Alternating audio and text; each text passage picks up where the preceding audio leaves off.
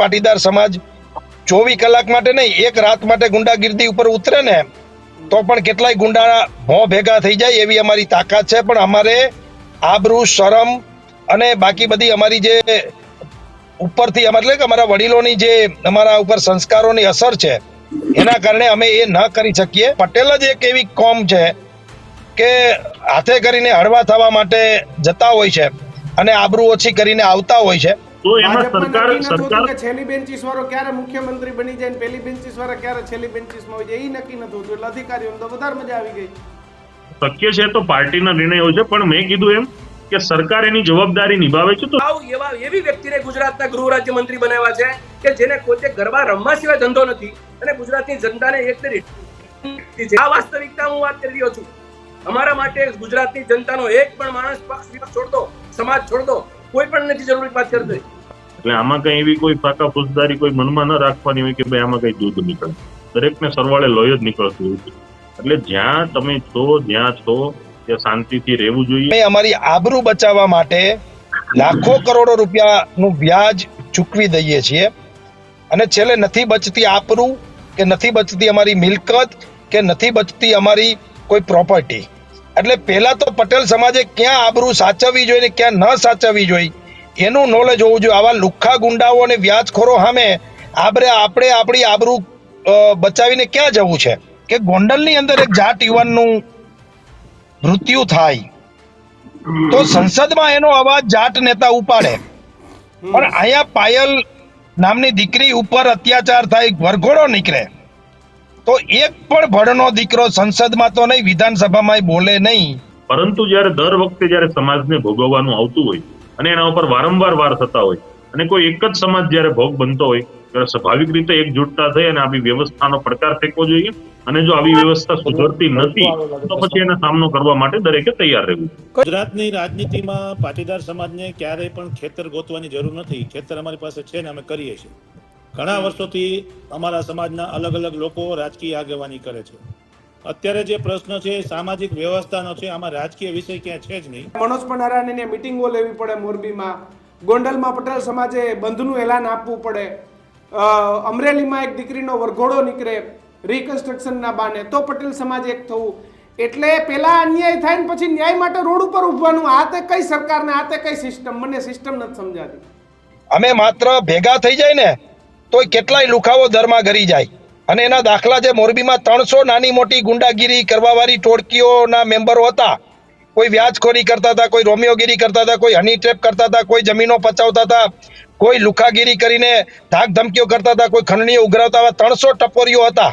નિર્લિપ્ત રાયે પછી હિસાબ શું આપ્યો, સરકારની સિસ્ટમ શું હતી, સરવાળે શું થયું, હજી તમને મને કોઈને ખબર નથી કે નિર્લિપ્ત રાયનો ખરેખર રિપોર્ટ શું છે. કડવા લેવા ભૂલી અને માં ઉમા ખોડલનો જયકાર કરવા માંડીએ એટલે કોઈની ગુજરાતમાં તાકાત નથી કે પાટીદારોને દબાવી શકીએ. એટલે અમારા પ્રયત્નો જે છે એ સામાજિક એકતાના પ્રયત્નો છે. ગૃહ રાજ્યમંત્રી એ 100% ફેલ્યોર છે. પાટીદાર સમાજની કોઈ ઠેકો લેવા બેઠો નથી. પાટીદાર સમાજ કે કોઈ પણ સમાજની પરિસ્થિતિ અત્યારે તે સરવાળે વિચારો.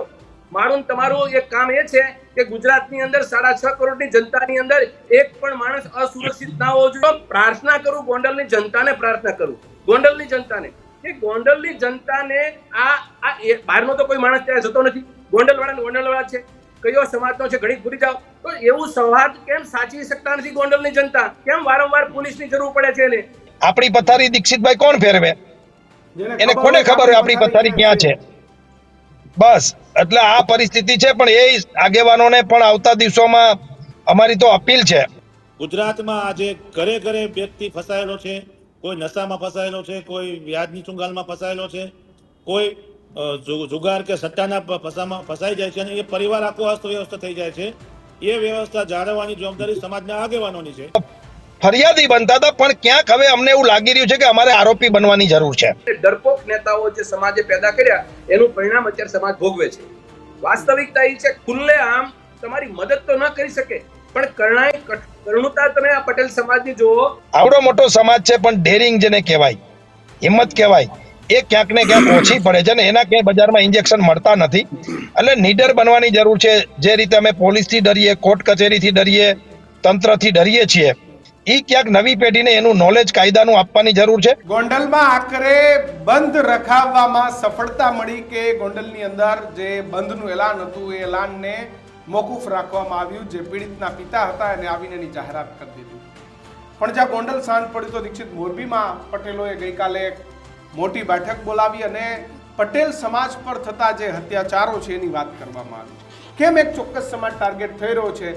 થોડા સમય પહેલા મનોજ પનારાએ ત્યાં હથિયારના લાયસન્સોની પણ માંગ કરી હતી અને ગઈકાલે મોરબીમાં પણ પટેલોએ હુંકાર ભર્યો કે અન્યાય નહીં ચલાવી લઈએ. કિશન, તમે વિચાર કરો, સૌથી વધુ સમૃદ્ધ કોમ્યુનિટી આપણા ગુજરાતમાં કોઈ હોય તો તે પાટીદારો છે.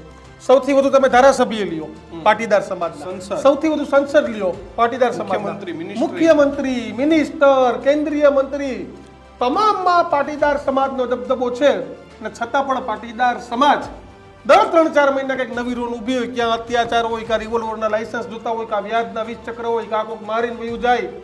અને અલગ અલગ મુદ્દે દર વખતે કહેવાતા સામાજિક આગેવાનો કોઈ દેખાતા નથી, પણ જે આંદોલન વખતે સક્રિય થયેલા રાજકીય પક્ષના નેતાઓ ચોક્કસથી આગેવાન બની અને પોતાની જવાબદારી પૂરી કરે છે. બિલકુલ હું મારા શબ્દ પર કાયમ છું કે જે ચૂંટણી વખતે ભાદરવાના ભીંડા ફાટી નીકળે એમ આવીને કહે કે ભાઈ અમે સામાજિક નેતા છે અને અલગ અલગ જગ્યાએ ટિકિટો માગવા જાય, પણ જ્યારે સમાજનો પ્રશ્ન આવે ને ત્યારે કોઈ નેતાઓ નથી દેખાતા. પરંતુ આંદોલન સમયે હતા રાજકીય પાર્ટીના નેતાઓ દેખાય છે. અને આજે આ જ મુદ્દે ચર્ચા કરવી છે. આપણી સાથે 4 પાટીદાર સમાજના જ નેતાઓ જોડાયેલા છે. અલગ અલગ રાજકીય પક્ષો હોઈ શકે, પણ છે તમામ પાટીદાર આગેવાન. અલ્પેશ કથિરિયા કે જેઓ ભાજપના નેતા છે પરંતુ પાટીદાર આગેવાન તરીકે અમારી સાથે જોડાયા છે. મનહર પટેલ કોંગ્રેસના નેતા છે પણ પાટીદાર આગેવાન તરીકે જોડાયેલા છે. ખોડલધામના ટ્રસ્ટી અને પાટીદાર આગેવાન દિનેશ બાંભણિયા અને મનોજ પનારા પણ આપણી સાથે જોડાયા છે. સૌથી પહેલા મનોજભાઈ પાસે જવું છે. મનોજભાઈ, દર 3 મહિને એક નવું ત્રાગવું હોય મનોજ પનારાનું. પહેલા કે રિવોલ્વરને લાયસન્સ આપો, લાયસન્સ નહીં તો ત્રીજી બેઠક, વ્યાજનું 20 ચક્ર. મારી પૂર્વ ભૂમિકા તમે સાંભળી કે આટલું બધું પટેલો પાસે છે તો એ પણ અન્યાયની વાત આવે ત્યારે કેમ પટેલો જ કરે છે? તપાસ કરે છે બધા સ્કૂલોની. નહીં, એમાં એવો વિષય છે કે બહુ મોટો સમાજ છે અને વિવિધ વિસ્તારોમાં રહેતો સમાજ છે અને ખેતી સાથે અને વેપાર સાથે જોડાયેલો સમાજ છે. અને આવડો મોટો સમાજ હોય એટલે આવી નાની મોટી ઘટનાઓ બનતી હોય છે. એટલે લોકોને એવું લાગે કે બહુ બધું બની રહ્યું છે, પણ ગુજરાતમાં બીજા નંબરનો પાટીદાર સમાજ છે અને બોલકો સમાજ છે. એટલે સ્વાભાવિક છે કે એવું લાગે તમને બધાને કે આ કેમ છાસવારે આવી ઘટનાઓ બને છે. પરંતુ એની સાથે સાથે સત્યતા એ છે કે ગોંડલની અંદર એક જાટ યુવાનનું મૃત્યુ થાય તો સંસદમાં એનો અવાજ જાટ નેતા ઉપાડે, પણ અહીંયા પાયલ નામની દીકરી ઉપર અત્યાચાર થાય, વરઘોડો નીકળે તો એક પણ ભણનો દીકરો સંસદમાં તો નહીં, વિધાનસભામાં બોલે નહીં. એનું અમને દુઃખ છે એટલે અમારે બોલવું પડે છે. અરે બોયલા હર્ષ કીધું યાર કે ભાઈ આમાં કૌશિક વેકરિયાને બદનામ કરવાનું કાવતરું હતું. વિધાનસભામાં પડઘા પડ્યા વેકરિયાને બદનામ. ગૃહમંત્રી બોલ્યા, કોઈ જેમ તેમ થોડું ગૃહમંત્રી બોલ્યા છે ભાઈ. તમે કટાક્ષ કરો છો પણ હું તમને એની વાસ્તવિકતા કહું કે એને તો બચાવ પ્રક્રિયાની વાત કરી છે. અમારા સમર્થનમાં, સમાજના સમર્થનમાં, દીકરીના સમર્થનમાં એક પણ નેતા વિધાનસભામાં બોલ્યો નથી, એમ મારું કહેવાનું છે.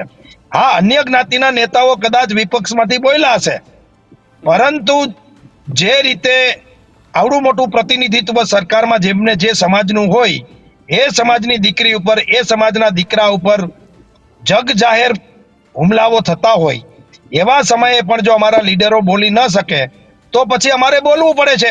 અને અમે જે બોલીએ છીએ એને લોકોને જે સમજવું એ સમજે, પણ અમારી ભાવના બહુ સ્પષ્ટ છે કે જ્યાં પણ અન્યાય થશે સમાજ ઉપર, ત્યાં કોઈ પણ પ્રકારના લોકોએ અન્યાય કર્યો હશે એની સામે અવાજ ઉઠાવશું. એ અમારી મુખ્ય વાત છે. અને રહી વાત મોરબીની, તો અમે દર મહિને આ પ્રકારની મિટિંગો કરવાના છીએ.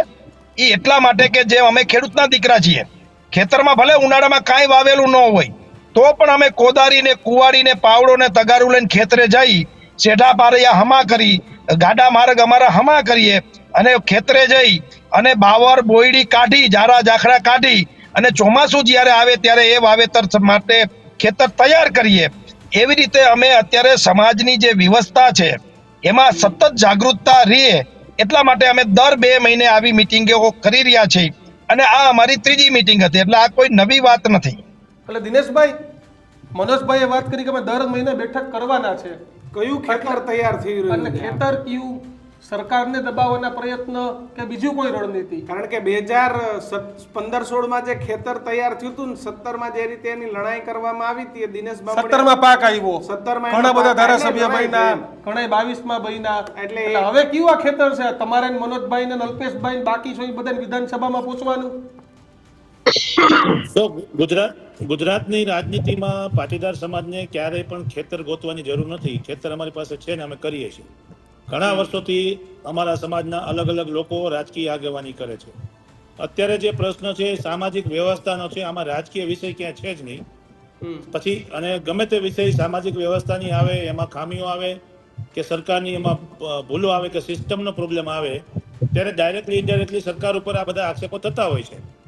પરંતુ જ્યારે અમારી જે અત્યારની વાત છે એ સરકારના ફેલરની સામે અમારે જે અત્યારે પ્રોબ્લેમ થઈ રહ્યા છે, અમારા દીકરાઓની જમીનો લખાઈ રહી છે, દીકરીઓ ભાગી રહી છે, વ્યાજના ચુંગાલમાં લોકો ફસાઈ રહ્યા છે, જમીનો પડાવવાથી માંડીને જે વ્યસનના જે ઇસ્યુ થઈ રહ્યા છે, તેમાં સામાજિક રીતે આ પ્રશ્ન ઊભો થયો છે, નહીં કે આ રાજકીય પ્રશ્ન. આમાં કોઈ એક રાજકીય પક્ષ માટે કે એક વ્યક્તિ માટેનો આ પ્રશ્ન નથી. સમગ્ર ગુજરાત, મોરબી તો એપી સેન્ટર થયું છે. ગઈકાલે જે અમે મોરબીમાં સભા બોલાવી હતી, એ સભામાં મનોજભાઈ ના સંગઠન દ્વારા એક મેસેજ નાખવામાં આવ્યો હતો અને એ મેસેજમાં કોઈ પણ વ્યક્તિને ફોન કર્યા વગર 5000 થી વધારે લોકો ઉપસ્થિત રહ્યા હતા. તો આ એક લોકોની વ્યથા છે, લોકોની પીડા છે. આને કોઈ રાજકીય પ્લેટફોર્મ સાથે સરખાવી ન શકાય. પરંતુ એક વાત 100% છે કે ક્યાંય ને ક્યાંય પણ આને જે લાગુ કરતા લોકો છે, ચાહે અસામાજિક તત્વો હોય, સિસ્ટમ હોય, પોલીસ તંત્ર હોય કે સરકાર હોય, એની સામે સંપૂર્ણપણે લડવાની અમારી તૈયારી છે. કારણ કે આ અમારી સમાજ વ્યવસ્થાનો સવાલ છે, અમારા અસ્તિત્વનો સવાલ છે, અમારા પરિવાર અને અમારા સામાજિક દીકરીઓ અને દીકરાઓનો પ્રશ્ન છે. એટલા પણ માટે દિનેશભાઈ, લડવાની વાત આવે, તમે કહો છો કે સરકાર ઉપર જ હોય, તો સરકાર પાસે તમે લડો છો તો સરકાર સામે જ ને. તમારા વ્યાજના 20 ચક્રનો આતંક છે, તો એને સમર્થન તો પોલીસ જ આપે છે. પોલીસ કોની છે? ગુજરાત સરકારની. ગુજરાતમાં સરકાર કોની છે? તો કે ભાજપની. આવા અનેક મુદ્દા છે. ગોંડલમાં જે ઘટના બની, ગોંડલમાં જે ઘટના બની, અમે ક્યારેય પણ એવું નથી કીધું કે સરકારનો સપોર્ટ નથી. સિસ્ટમ અને તંત્ર અમારી સામે આવે છે, સિસ્ટમનો પણ અમને લાભ પણ મળે છે. મનોજભાઈએ કીધું એમ મોરબીમાં 200 કરોડ રૂપિયા અત્યાર સુધીમાં માફ કરવામાં આવ્યા છે, જે વ્યાજના લોકોએ જમીનો પડાવી લીધી હતી. એટલે એ સિસ્ટમના સહયોગથી જ થયું છે, પોલીસ તંત્રના સહયોગથી જ થયું છે. સરકારની સિસ્ટમ જ્યાં જ્યાં લૂપહોલ્સ હોય ત્યાં સમાજની જવાબદારી છે કે એની સામે પગલાં લેવાય અને કાર્યો થાય. ગુજરાતમાં આજે ઘરે ઘરે વ્યક્તિ ફસાયેલો છે. કોઈ નશામાં ફસાયેલો છે, કોઈ વ્યાજની ચુંગાલમાં ફસાયેલો છે, કોઈ જુગાર કે સટ્ટાના ફસાઈ જાય છે અને એ પરિવાર આખો અસ્તવ્યસ્ત થઈ જાય છે. એ વ્યવસ્થા જાળવવાની જવાબદારી સમાજના આગેવાનોની છે. એ ફક્ત ને ફક્ત રાજકીય આગેવાનો કે ચૂંટાયેલા પ્રતિનિધિઓની નથી હોતી, સમાજના રહેનાર દરેક વ્યક્તિની હોય છે. મંડારભાઈ, દિનેશભાઈની વાત સાથે કેટલા સહમત છો કે સિસ્ટમ અમને મદદ કરે છે, સરકારનો સહકાર મળે છે, તો એ પટેલોને વેદના કેમ, જે આખા ગુજરાતના સૌથી મોભી હોય? એ મનોજ પંડારાની મિટિંગો લેવી પડે મોરબીમાં, ગોંડલમાં પટેલ સમાજે બંધનું એલાન આપવું પડે, અમરેલીમાં એક દીકરીનો વરઘોડો નીકળે રિકન્સ્ટ્રક્શનના બાને, તો પટેલ સમાજ એક થવું. એટલે પેલા અન્યાય થાય ને પછી ન્યાય માટે રોડ ઉપર ઉભવાનું. આ તે કઈ સરકાર ને આ તે કઈ સિસ્ટમ? મને સિસ્ટમ નથી સમજાતી. પહેલી વાત તો એ કે જે સિસ્ટમની જે વાત કરે છે દિનેશભાઈ, હું સિસ્ટમ કરતા થોડીક આગળ લઈ જાઉં છું કે સિસ્ટમને ડેવલપ કરે છે કોણ, સિસ્ટમને હેન્ડલ કોણ કરે છે. પ્રશ્ન અહીંયા આગળ એ કે અમરેલીની અંદર દીકરી ઉપર જે કઈ ઘટના ઘટી, એ કિસ્સો બધા સર્વવિદિત છે. પછી આ સમાજના લોકોએ કે ગુજરાતની જનતાએ કે કોઈએ માંગણી કરી કે ભાઈ અહીંયા એસઆઈટી ની મેં અને ઉપર તપાસની મેં અહીંયા આગળ આમ છે તેમ છે. એટલે ઈમાનદાર અધિકારીની તપાસની મેં ઈમાનદાર અધિકારીને મૂક્યા, એ નિર્લિપ્ત રાયને. અને નિર્લિપ્ત રાયે પછી હિસાબ શું આપ્યો, સરકારની સિસ્ટમ શું હતી, સરવાળે શું થયું? હજી તમને મને કોઈને ખબર નથી કે નિર્લિપ્ત રાયનો ખરેખર રિપોર્ટ શું છે. મારું કહેવાનું એ છે અહીંયા કે એક વ્યક્તિ જેની પાસે એટલી બધી અપેક્ષા ગુજરાતની જનતા નથી રાખતી કે આ વ્યક્તિ 6.5 કરોડની જનતાની સુરક્ષા કરી શકે, એવો વિશ્વાસ પણ કોઈ નથી આજે. તો એવી વ્યક્તિને ગૃહ રાજ્યમંત્રી પદે બેસાડી રાખ્યા છે એના માટે અમારો સીધો સવાલ છે. ગોંડલની ભૂમિ હોય કે હમણાં 2 દિવસ પહેલા મહુવા તાલુકાના એક ગામની અંદર એક પર્ટિક્યુલર એક જ્ઞાતિના આગેવાનોએ એની જમીનનો 20 વીઘાનો કબજો લઈ લીધો. હું 2 દિવસ પહેલાની વાત કરું છું, મહુવા તાલુકાની. એ પરિવાર સુરતમાં રહે છે અને એ પરિવારના સભ્યો બગદાણા પોલીસ સ્ટેશનની અંદર એમ કહે છે કે અમારી ફરિયાદ છે, અમે ત્યાં અમારી જગ્યા ઉપર કબજો લીધો અને અમને કીધું છે કે તમે ગામમાં આવશો, તમને ગામમાંથી તમે તાળિયા ભાંગી નાખીશું. આ પટેલ પરિવારને પોલીસ એમ કહે છે કે તમે આ કેસ છે ને એ તમે લેન્ડ ગ્રેબિંગમાં થશે, એટલે કે તમે આ લેન્ડ ગ્રેબિંગની ફરિયાદ નોંધાવો. અરે ભાઈ, મારી જમીનની ડકેતી કરે છે. આ સરકારી જમીન નથી, આ મારી માલિકીની જમીન છે, આ મારો 7 બારનો ઉતારો છે. અને છતાં જો એ વ્યક્તિને તમે પોલીસ ઊંધા રવાડે ચડાવતી હોય તો આ સિસ્ટમ કઈ? એટલે મેં એને એસપી ને વાત કરાવડાવી કીધી કે તમારી સિસ્ટમ કઈ. આ હું તમને 2 દિવસ પહેલાની વાત કરું છું. મારું કહેવાનું આવા અનેક ગુજરાતમાં કિસ્સાઓ જે ગુજરાતની જનતા ભોગવે છે એની સિસ્ટમને જવા દો, પોલીસને જવા દો. પોલીસ અને સિસ્ટમને હેન્ડલ કરનારી એક વ્યક્તિ કે જેનું નામ છે ગુજરાતના ગૃહ રાજ્યમંત્રી, અને ગુજરાતના ગૃહ રાજ્યમંત્રી એ 100% ફેલ્યોર છે. પાટીદાર સમાજની કોઈ ઠેકો લેવા બેઠો નથી. પાટીદાર સમાજ કે કોઈ પણ સમાજની પરિસ્થિતિ અત્યારે તે સરવાળે વિચારો. મારું તમારું એક કામ એ છે કે ગુજરાતની અંદર 6.5 કરોડની જનતાની અંદર એક પણ માણસ અસુરક્ષિત ના હોવો જોઈએ. 2012 ની અંદર મોટા કોટડામાં કેશુભાઈ પટેલ જે ભારતીય જનતા પાર્ટીના પ્રમુખ પહેલા મુખ્યમંત્રી, એ મોટા કોટડા વિસાવદર તાલુકામાં એક વાક્ય કીધું હતું કે ગુજરાતની જનતાનો સામાન્ય માણસ, સામાન્ય વર્ગ આજે ભયભીત છે. તો હું તમને 2012 થી માંડીને 25 ની જર્ની કરું તો આજે 2012 પરિસ્થિતિ હતી એના કરતા સારી છે કે નબળી છે? એ સવાલનો જવાબ આપણે ગુજરાતને બધાને ખબર છે. છતાં પણ એવી વ્યક્તિને ગુજરાતના ગૃહ રાજ્યમંત્રી બનાવ્યા છે કે જેને પોતે ગરબા રમવા સિવાય ધંધો નથી અને ગુજરાતની જનતાને આ વાસ્તવિકતા હું વાત કરી રહ્યો છું. અમારા માટે ગુજરાતની જનતાનો એક પણ માણસ પક્ષ વિપક્ષ છોડ દો, સમાજ છોડ દો, કોઈ પણ નથી જરૂરી વાત કરતો, પણ એ લોકો સમાજ જીવન જીવે છે. ગુજરાત એટલે મોડલ સ્ટેટ, ગુજરાત એટલે ભારતનું ગ્રોથ ઓફ એન્જિન, ગુજરાત વિકસિત ગુજરાત. આ બધા સિમ્બોલ લગાડીને ગુજરાતની જનતાને અભિભૂત કરવા સિવાય બીજો ધંધો શું થઈ ગયો છે? એટલે મારું કહેવાનું એ છે, બંને મિત્રોને કહું છું કે આ ગોંડલનો કિસ્સો કે ભાઈ કોઈ પણનો કિસ્સો તમારે રાજનીતિ કરી અને તમારે સરવાળે જાય. 2 ભાજપના આગેવાનો ત્યાં ગયા, બરાબર છે, એને ત્યાં જઈને વાત કરી અને કે ભાઈ આમ તેમ, પણ સાચો કિસ્સો શું છે? સામેવાળા છોકરો છે એને જે ગુનો કર્યો એને શું ગુનો કર્યો છે, આને શું ગુનો કર્યો છે? અને ગોંડલની ભૂમિ હું તો પ્રાર્થના કરું, ગોંડલની જનતાને પ્રાર્થના કરું, ગોંડલની જનતાને કે ગોંડલની જનતાને આ બહારનો તો કોઈ માણસ ત્યાં જતો નથી. ગોંડલવાળા છે, કયો સમાજનો છે ઘડી ભૂલી જાઓ. તો એવું સંવાદ કેમ સાચવી શકતા નથી ગોંડલની જનતા? કેમ વારંવાર પોલીસની જરૂર પડે છે એને? કેમ એ લોકો એકબીજાની સામસામે આવે છે? 2 સમાજ હોય કે 2 વર્ગ હોય કે 2 વ્યક્તિ હોય? આ પ્રશ્ન એ બાબતમાં હું દિનેશભાઈ વાત સાથે સંમત છું કે સામાજિક લેવલે આ પ્રશ્નની અંદર સામાજિક આવવો પડે. તાણાવાણા ગુજરાતના ના તૂટવા જોઈએ, પણ વાસ્તવિકતા પણ સમજવી જોઈએ કે રાજ્યની અંદર તંત્ર ચલાવે છે, સરકાર ચલાવે છે, એ લોકોની એક મોટી જવાબદારી છે કે રાજ્યને સુરક્ષિત કરવું જોઈએ.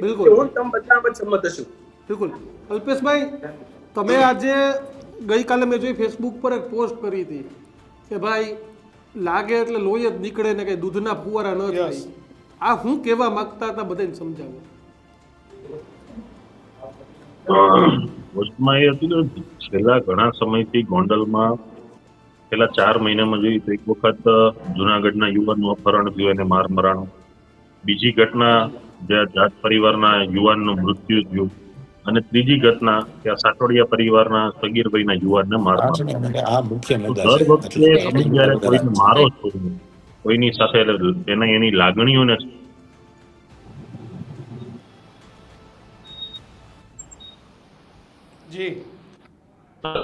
જયારે વારંવાર ઘટનાને મારો છો, તોડો છો, કોઈને તમે બદનામ કરો છો, જ્યારે કોઈ પણ ક્રાંતિ થાય છે ને એનો જો સમૂહ ભેગો થાય અથવા કોઈ વ્યક્તિનું માથું ફરી જાય તો સામે પક્ષે પણ લોહી જ નીકળે છે. એટલે આમાં કઈ એવી કોઈ ફાકા ફૂસદારી કોઈ મનમાં ન રાખવાની હોય કે ભાઈ આમાં કઈ દૂધ નીકળે. દરેકને સરવાળે લોહી જ નીકળતું હોય છે. એટલે જ્યાં તમે છો, જ્યાં છો ત્યાં શાંતિથી રહેવું જોઈએ, બીજાને પણ શાંતિથી રહેવા દેવા જોઈએ, અને દરેક વસ્તુની અંદર કુદાકુદ કરી અને કોઈ પણ વ્યક્તિઓને હેરાન કરવા, મારવા, પરેશાન કરવાની જે આખી એક સિસ્ટમ બની ગઈ હોય ગોંડલમાં, આ સિસ્ટમનો નાશ થવો જોઈએ. અને આમાં પણ ફોનોના માધ્યમથી પણ મેં આપના ન્યૂઝ રૂમને જણાવ્યું હતું કે આના માટે સારા અને બાહોશ અધિકારી નિમણૂક થવી જોઈએ, અને એ એક વેલનેસ અધિકારી હોવો જોઈએ કે જેને કોઈની પણ તે શરમ વિના કાયદો અને વ્યવસ્થાની પરિસ્થિતિને જાળવે અને કોઈ પણ કાયદાના શાસનને તરછોડે છે અને તોડે છે તો એના વિરુદ્ધની કાર્યવાહી કરવી જોઈએ. અને આ બાબતની અંદર છેલ્લા ઘણા સમયથી લોકોની પણ માંગણી છે. ગોંડલના નાગરિકો, ગોંડલના જે પણ રહેવાસીઓ છે એ લોકો પણ ઈચ્છી રહ્યા છે કે ગોંડલના લોકો શાંતિથી રહે. અને એક સામાજિક વ્યક્તિ તરીકે અમારી પણ ફરજ બને છે કોઈ પણ પ્રકારનો વર્ગ વિગ્રહ ન થાય, કોઈ પણ પ્રકારનું વૈમનસ્ય ન ફેલાય, એ રીતે કાયદો વ્યવસ્થા જળવાવી જોઈએ. પરંતુ જ્યારે દર વખતે જ્યારે સમાજને ભોગવવાનું આવતું હોય અને એના ઉપર વારંવાર વાર થતા હોય અને કોઈ એક જ સમાજ જ્યારે ભોગ બનતો હોય ત્યારે સ્વાભાવિક રીતે એકજૂટતા થઈ અને આવી વ્યવસ્થાનો પડકાર ફેંકવો જોઈએ. અને જો આવી વ્યવસ્થા સુધરતી નથી તો પછી એનો સામનો કરવા માટે દરેકે તૈયાર રહેવું. કઈ રીતે?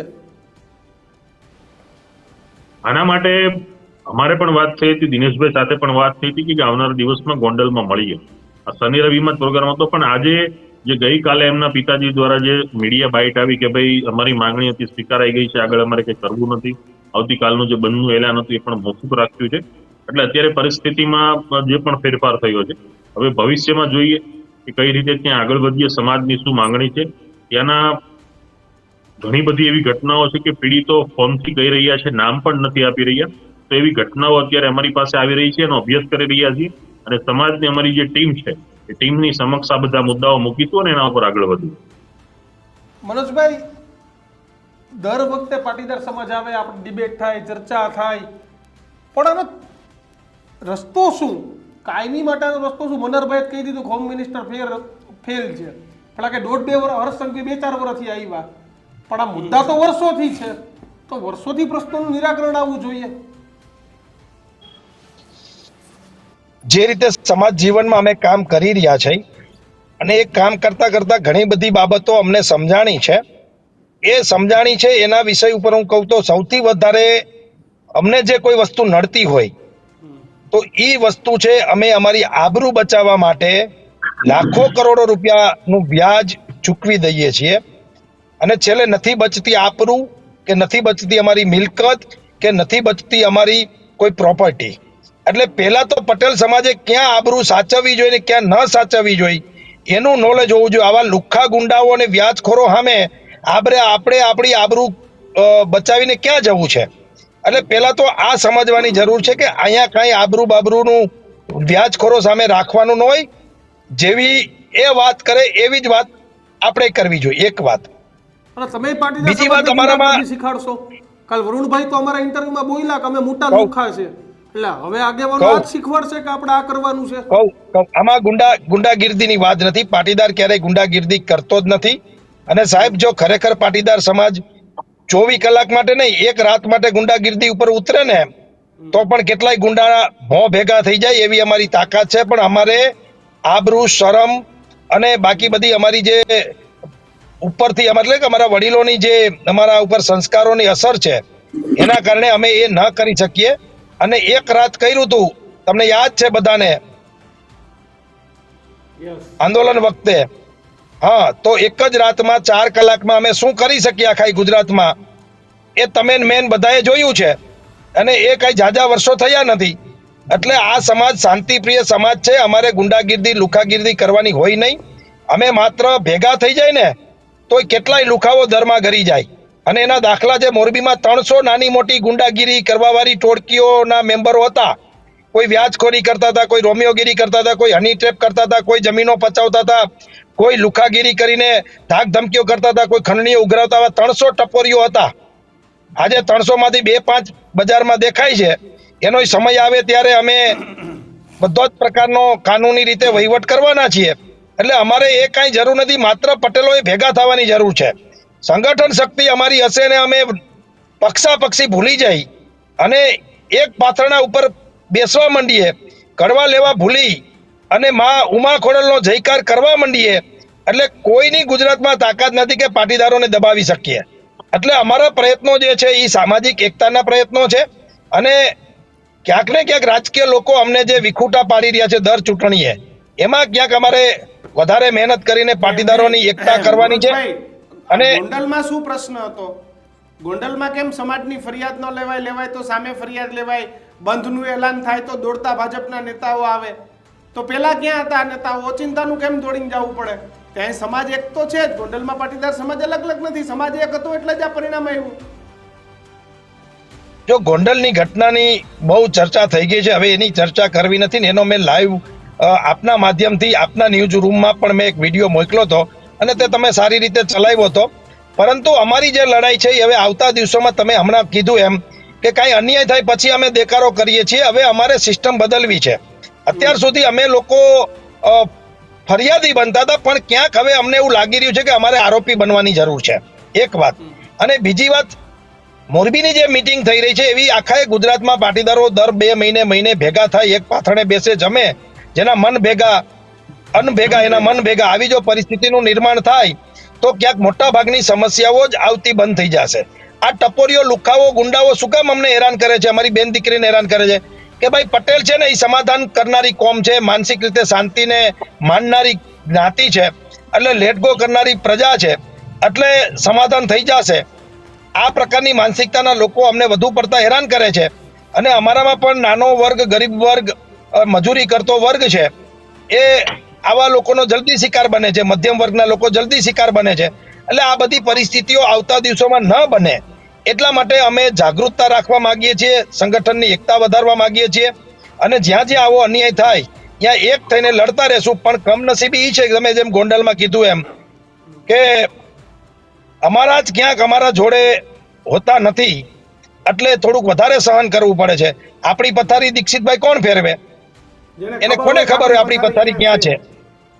બસ, એટલે આ પરિસ્થિતિ છે. પણ એ આગેવાનોને પણ આવતા દિવસોમાં અમારી તો અપીલ છે કે જ્યાં તમને રાજકીય મજબૂરી નડતી હોય ત્યાં તમે ખસી જાવ ને, તમને એકને જ નડે છે. માની લો કે આ જગ્યાએ પટેલ કોમ્યુનિટીની જગ્યાએ કોઈ પણ જ્ઞાતિના બીજા યુવાન ઉપર બીજી રીતે આ પ્રકારની ઘટના બની હોત તો એના આગેવાનો સ્પષ્ટ ના પાડી દે કે ભાઈ અમે અમારા સમાજની સાથે છીએ, અમે અમારા સમાજની સાથે. પટેલ જ એક એવી કોમ છે કે હાથે કરીને હળવા થવા માટે જતા હોય છે અને આબરૂ ઓછી કરીને આવતા હોય છે. આમાં બંને આગેવાનો ગયા હતા, એની આબરૂ સમાજમાં વધી નથી, ઘટી છે. અને જે છોકરાના પિતાજીએ પણ આ બધનું એલાન પાછું લીધું એના માટે પણ લોકો અત્યારે ટીકા ટિપ્પણી કરી રહ્યા છે. તો રાત્રે શું કામ પટેલ સમાજ આવડો મોટો ભેગો કરવો જોઈએ જો તમારે આ જ કરવું હતું તો? એટલે ક્યાંક ને ક્યાંક બહુ વિષમ પરિસ્થિતિમાં અમે કામ કરી રહ્યા છીએ. અમારી પણ ઘણી બધી મજબૂરીઓ, પરિસ્થિતિની સામે લડવાની આખી ઘટનાઓ બહુ બહુ ટફ છે. પરંતુ મારે 2 વાત કરવી હતી, મારી વાત પૂરી કરવી છે. એક, પાટીદાર સમાજ આબરૂ સાચવવા માટે બધું જ દાવ ઉપર લગાવી દે છે, તો આવું ખરેખર પાટીદાર સમાજના યુવાનોએ, વડીલોએ હવે કરવું ન જોઈએ. આવા લુખા ટપોરીઓ સામે આબરૂ કાંઈ બહુ વિચારવું ન જોઈએ. અને બીજી વાત, અમારામાં હિંમત ખૂટે છે. આવડો મોટો સમાજ છે પણ ડેરિંગ જેને કહેવાય, હિંમત કહેવાય, એ ક્યાંક ને ક્યાંક ઓછી પડે છે ને એના ક્યાંય બજારમાં ઇન્જેક્શન મળતા નથી. એટલે નીડર બનવાની જરૂર છે. જે રીતે અમે પોલીસથી ડરીએ, કોર્ટ કચેરીથી ડરીએ, તંત્રથી ડરીએ છીએ, એ ક્યાંક નવી પેઢીને એનું નોલેજ કાયદાનું આપવાની જરૂર છે. એટલા માટે જ અમે આ મિટિંગમાં એક સામાજિક આગેવાન અને કાયદાના નિષ્ણાંતને બોલાવી અને કાયદાનું જ્ઞાન આપીએ છીએ. આવતી મિટિંગમાં અમે નિવૃત્ત IPS કક્ષાના કોઈ અધિકારીને બોલાવશું, જેથી કરીને કાયદાનું અને પોલીસનું અમને જ્ઞાન મળે. એટલે આ ધીરે ધીરે 5-10 વર્ષે આખું અમૂલ પરિવર્તન કરવા માટે અમે પ્રયત્ન કરી રહ્યા છીએ અને આવશે એવું અમને લાગી રહ્યું છે. બિલકુલ. દિનેશ બાંભણિયા પણ જોડાયેલા છે. દિનેશભાઈને પછી નીકળવું છે અને ફોન પણ આવ્યો હતો. દિનેશભાઈ, આ બેઠકો થાય 2015 થી લઈને 2017, 18, 19 સુધી તો તમે જબરજસ્ત બેઠકો કરી. પરિણામ શું? બેઠકો થઈ ત્યાં સુધી કડવા લેવા એક થઈને પાટીદારો રહ્યા. બેઠકો પૂરી થઈ પછી આપણે બધા જાણીએ છીએ લેવા પટેલ, કડવા પટેલ કીધું કે હવે ફરિયાદી નથી બનવું, આરોપી બનવું છે. તમે એ વાત ઉપર તમે સહમત થાવ?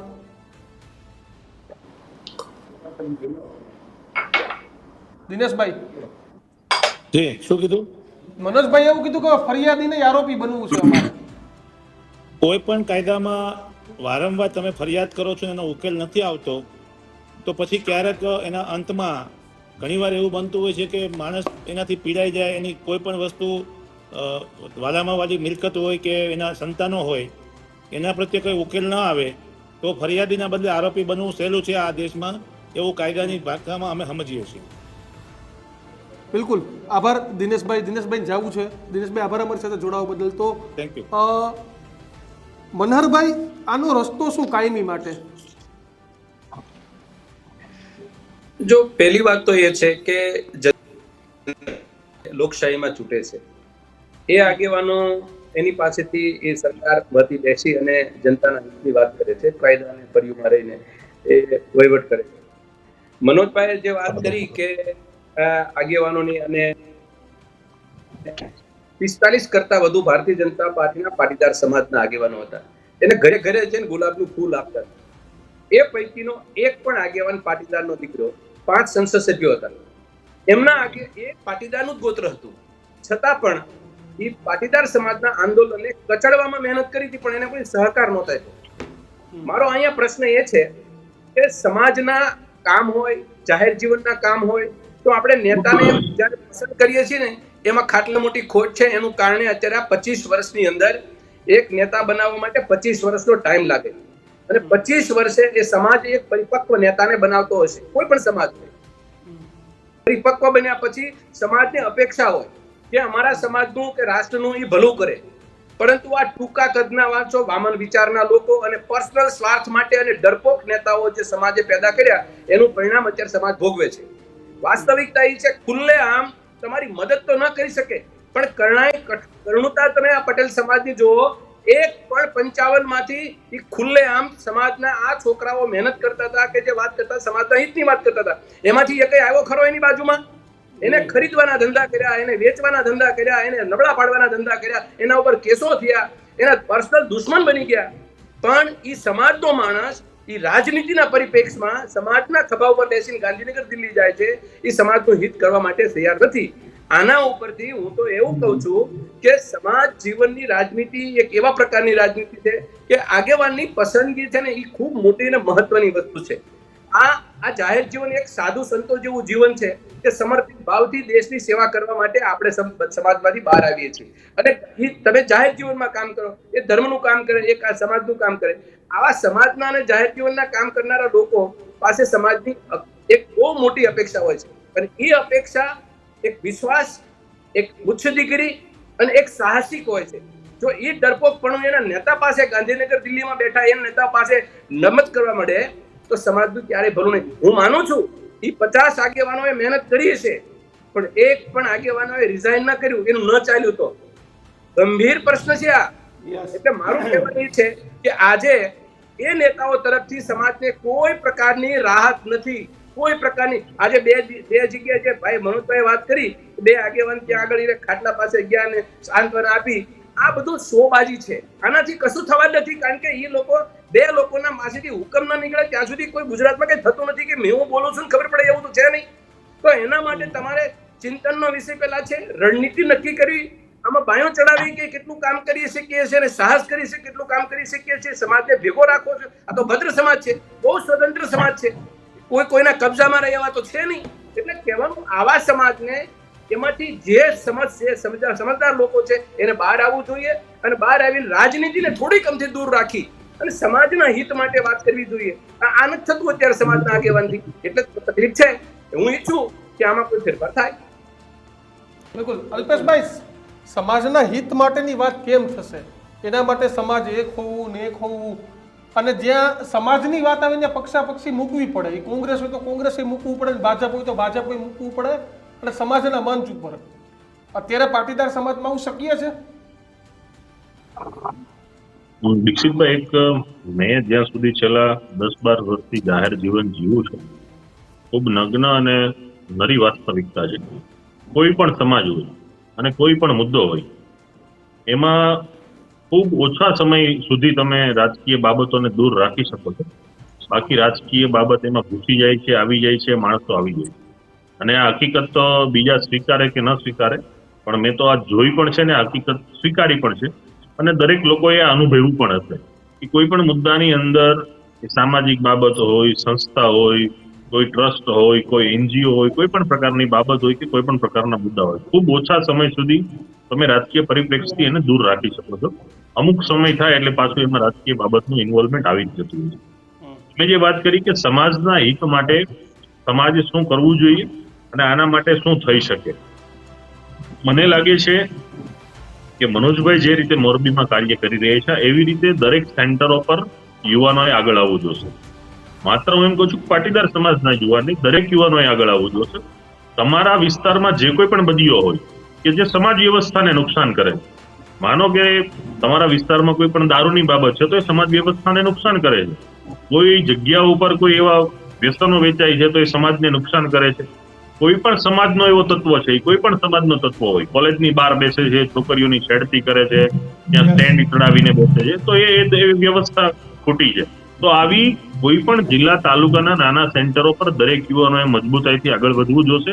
અને આવા જે પણ મેં કીધા એના સિવાયના પણ કોઈ પણ એવા દૂષણો છે તો એ દૂષણોને દૂર કરવા જોશે. અને સારા અને સજ્જન સમાજની જ્યારે પણ આપણે વ્યવસ્થાનું નિર્માણ કરવું હોય ત્યારે ઘણીવાર સારા અને સજ્જન લોકોએ ખૂબ મજબૂતાઈથી, ખૂબ આક્રોશપૂર્વક અને ખૂબ સંગઠનથી લડવું પડતું હોય છે. મનોજભાઈ એક વાત કીધી કે ભાઈ હવે અમને એવું લાગે છે કે અમે આરોપી બની જાય, તો એમાં એવું નથી કે ભાઈ આરોપી બનીને જ ખાત્મો કરવો હોય, પણ એનાથી આ શબ્દ એટલા માટે છે કે માણસ કંટાળતો હોય છે.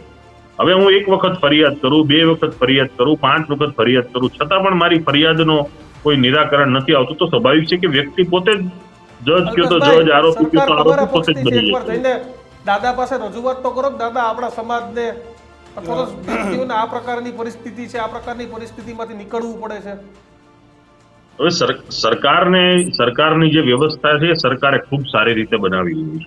અને કોઈ પણ સરકાર હોય, ગુજરાતની સ્થાપના થઈ ત્યારથી લઈને આજ દિન સુધીમાં સરકાર ખૂબ આવી અને ખૂબ ગઈ. અને હું તો દર વખતે કહું છું કે સરકાર એ સિસ્ટમને ચલાવે છે, પણ દરેક સિસ્ટમ સરકાર નથી ચલાવતી. સિસ્ટમ ઉપર અધિકારીઓનું રાજ છે. અધિકારીઓ લાઈફ ટાઈમ અધિકારી હોય છે. સરકાર લાઈફ ટાઈમ સરકાર નથી હોતી. એ તો 5 વર્ષે 2 વર્ષે જ્યારે પણ ચૂંટણીઓ આવે છે ત્યારે નવા લોકો આવે છે અને સત્તામાં બેસી જાય છે. અને ભાજપમાં તો નક્કી નથી હોતું કે તો એમાં સરકાર કે છેલ્લી બેન્ચીસ વાળો ક્યારે મુખ્યમંત્રી બની જાય ને પેલી બેન્ચીસ વાળા ક્યારે છેલ્લી બેન્ચીસમાં હોય જાય એ નક્કી નથી હોતું. એટલે અધિકારીઓને તો વધારે મજા આવી ગઈ. શક્ય છે તો પાર્ટીના નિર્ણયો છે, પણ મેં કીધું એમ કે સરકાર એની જવાબદારી નિભાવે છે, તો મને એવું લાગે છે કે પ્રજાએ પણ હવે નિભાવવી પડશે. સરકાર માનો કે આપણે એમ કહીએ, મારો છેલ્લો સવાલ છે, પછી આપણે કાર્યક્રમને એક તરફ જઈએ કે તમારી અલગ અલગ સંસ્થાઓ છે. મારે સંસ્થાઓમાં નથી પડવું, લેવા પાટીદાર, કડવા પાટીદાર, આ તમામ જે સંસ્થા છે જ્યારે લોકોની પીડા પડે ને ત્યારે ચૂપ થઈ જાય, પણ ચૂંટણીઓ આવે ને એટલે અપીલ કરે કે આપણે પેલા તો રાજકારણમાં, પછી ટિકિટમાં, પછી આને નહીં આને મત દેવાના, આને નહીં આને મત દેવાના, અને સમર્થન જાહેર કરી દઈએ. પણ જ્યારે એવી ઘટના બને ને ત્યારે ચૂપ રહીએ. અને છતાંય આ જ સમાજ, આ જ ભોળો સમાજ આ લોકોના સ્ટેજ પર હાર તોરા કરે. ખરેખર તો મનોજભાઈ બોલે, મનહરભાઈ બોલે, અલ્પેશભાઈ બોલે, પણ કમનસીબે તમારે સામે બેહવું પડે છે.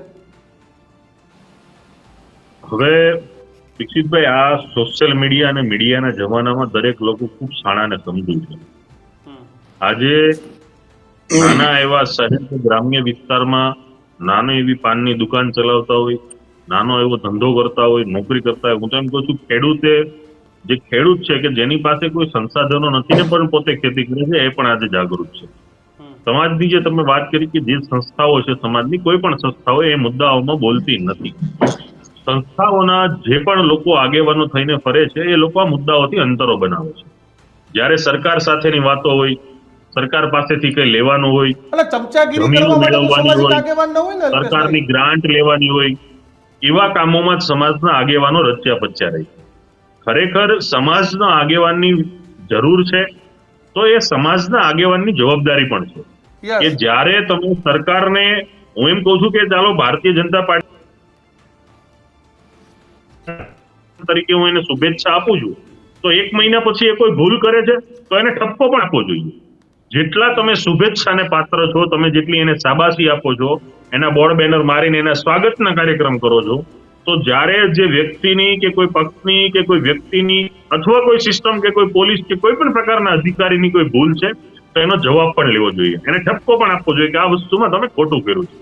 જ્યારે આ શુભેચ્છાના અને આરતોરાના કાર્યક્રમો બંધ થશે અને કોઈ પણ સંસ્થાનો આગેવાન આવા મુદ્દાઓની અંદર બોલતો થશે ત્યારે લોકોને વિશ્વાસ બેસે. આજે દરેક નાનામાં નાનો વ્યક્તિ પણ આ બધી વસ્તુઓને જાણે છે, પણ એ વ્યક્તિ બોલતો નથી, કેમ કે એ વ્યક્તિને પણ એવો સમય નથી પોતાના કાર્ય સાથે જોડાયેલો રહે. પણ આજે મને લાગે છે કે આ મીડિયા અને સોશિયલ મીડિયાના જમાનામાં દરેક વ્યક્તિઓ દરેક મુદ્દાને ખૂબ સારી રીતે જાણે છે અને બધાને બધી ખબર છે કે કોણ ક્યાં બોલે છે, નથી બોલતું, કેટલા સમય આવે છે. તમે જે વાત કરી કે ચૂંટણીઓ ઉપર સંસ્થા ને બધા આવી જાય છે, ને ખરી હકીકત પણ છે. જે સંસ્થાઓ આજે એક મુદ્દામાં બોલતી નથી, આવનારા દિવસોમાં કોઈ પણ ચૂંટણી થાય છે અને કોઈ પણ લોકો જીતે છે તો આવા લોકોના સ્વાગત કરશે, સન્માન કરશે, હારતોરા કરશે, આ બધામાં એને મજા આવશે. પણ કોઈ નાના વ્યક્તિ માટે એને રેશન કાર્ડ નથી મળતું તો અધિકારીઓને ફોન કરવા, એની ફરિયાદો નથી લેવાતો તો પોલીસ સ્ટેશને જવું, કમિશનરોને રજૂઆત કરવી, આ મુદ્દે કોઈ આગળ નહીં આવે. કેમ કે આ સંસ્થા એ પોતાના હિત પૂરતી એક એટલે મર્યાદિત થઈ ગઈ છે, હિત સિવાય બહાર નથી. જાહેર જીવન એ જાહેર લોકો માટે નથી રહ્યું, પણ સગવડીઓ ધર્મ થઈ ગયો છે કે જ્યાં પોતાનો લાભ હોય ત્યાં સમાજના આગેવાનો પોતાનો લાભ લૂંટી લે છે. અને એટલા માટે જ પાટીદાર સમાજને જ્યારે આવી તકલીફો પડે ત્યારે ન્યાય માટે દોડવું પડે છે. એનું સત્ય છે. અલ્પેશભાઈ, મનોજભાઈ, મનહરભાઈ, આપ ત્રણેય આગેવાન મિત્રો અમારી સાથે જોડાયા બદલ આપ ત્રણેયનો ખૂબ ખૂબ આભાર. તો દીક્ષિત, આ પરિસ્થિતિ છે કે શું કરવા લોકોને ન્યાય માટે રોડ ઉપર આવવું પડે છે. તેનું કારણ છે કે સમાજના નામે પોતાનું નામ મોટું બનાવી લેવાનું, અને જ્યારે કેસ કરવાનું આવે એટલે કે લાભ લેવાનું આવે ત્યારે પર્સનલ લાભ લઈ લેવો, સમાજ માટે કંઈક કરવાનું આવે તો સરકારની તરફેણમાં સેટિંગ કરી લેવું, આ પરિસ્થિતિ છે. એટલે કિશન, જો કોઈ પણ સમાજ હોય, હું મારા સમાજથી જ વાત કરું, મારા ઠક્કર લુવાણા સમાજ હોય, તું તારા સમાજથી વાત કરી, XYZ, ત્યારે આપણે જરૂર હોય ને સમાજને, ત્યારે આપણે જરૂર હોય ત્યારે સમાજની વાત કરીએ. કોઈ સમાજ તમે મારી સાથે રહ્યો, આપણે કંઈક મળીએ એટલે કોણ સમાજ ભાઈ, કોણ સમાજ. એટલે આ સ્થિતિ તમામ સમાજમાં ઊભી થઈ છે ને જેના કારણે અધિકારીઓ છે તે સુરાપુરા થઈ જાય છે. રાજકીય અને સામાજિક સિસ્ટમ દીક્ષિત કોલેપ્સ થઈ છે. આપનું શું માનવું છે? અમારી વાત સાથે ઘણા બધા લોકો સહમત નહીં હોય તો પણ કેજો, અમને પણ ટોકજો તમારા છોકરા સમજીને. સહમત હોય તો પણ કેજો. જોતા રહેજો ગર્જનાદ, અને અમને આવો જ પ્રેમ આપતા રહેજો, કારણ કે ગુજરાતના નિર્ભય અવાજ માટે આ જ પ્રકારના ગર્જનાદ છે તે ખૂબ જરૂરી છે. નમસ્કાર.